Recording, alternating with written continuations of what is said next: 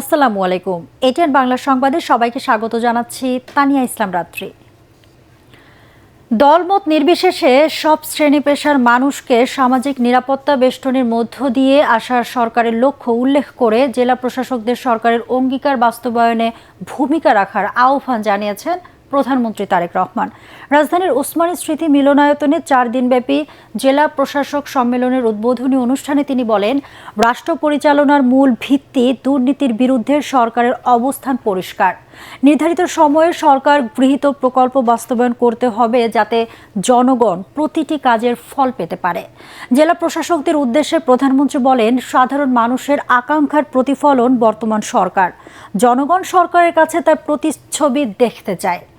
জনপ্রশাসনের কার্যক্রমকে দক্ষ, স্বচ্ছ ও যোগ্য করে গড়ে তোলায় সরকার আন্তরিক উল্লেখ করে তারেক রহমান বলেন, মাঠ পর্যায়ে দ্রব্যমূল্য নিয়ন্ত্রণ, কৃষকদের ন্যায্য মূল্য প্রাপ্তি ও বাজারে স্থিতিশীলতা বজায় রাখতে নিয়মিত তদারকি করতে হবে।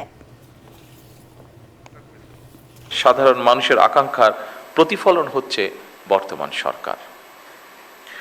স্বাভাবিকভাবেই জনগণ সরকারের প্রতিটি কাজের মাধ্যমে তাদের আকাঙ্ক্ষার একটি বাস্তব প্রতিফলন দেখতে চাইবে।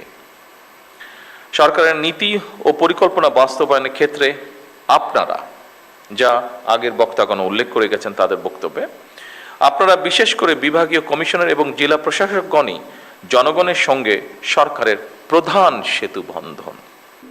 জনপ্রশাসন যদি সঠিকভাবে কাজ করে তাহলে অবশ্যই জনগণের রায় যে প্রতিফলিত হয় সেটি আপনারা প্রমাণ করেছেন 12 তারিখের নির্বাচনে।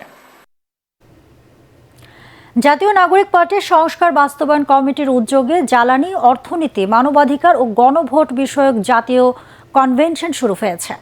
সকালে রাজধানীর কাকরাইলে ডিপ্লোমা ইঞ্জিনিয়ার্স ইনস্টিটিউটে কনভেনশনের উদ্বোধনী সেশন শুরু হয়। মডারেটর হিসেবে দায়িত্ব পালন করেছেন এনসিপির যুগ্ম আহ্বায়ক জাবেদ রাশেদ। উদ্বোধনী সেশনে স্বাগত বক্তব্য দেন দলের যুগ্ম আহ্বায়ক ও সংস্কার বাস্তবায়ন কমিটির উপপ্রধান সরওয়ার তুষার। তিনি বলেন, সংসদে স্বরাষ্ট্রমন্ত্রীর বক্তব্যে পরিষ্কার, বিএনপি আর জুলাই সনদ বাস্তবায়ন করবে না। শুধু তাই নয়, দলটি নির্বাচনী ইশতেহারও বাস্তবায়ন করতে পারবে না, কারণ এরই মধ্যে তারা ইশতেহার লঙ্ঘন করেছে।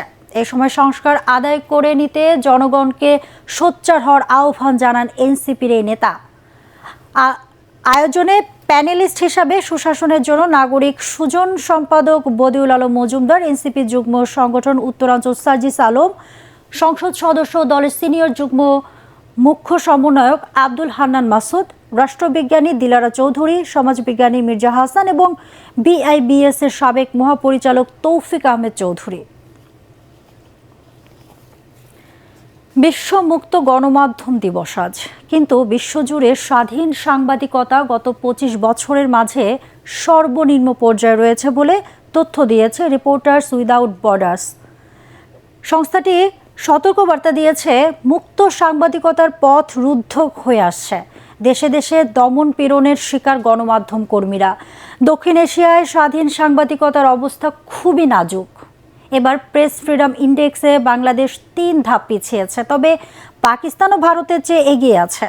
বর্তমানে বাংলাদেশের অবস্থান 152, অন্যদিকে পাকিস্তানের 153 এবং ভারতের অবস্থান 157তম।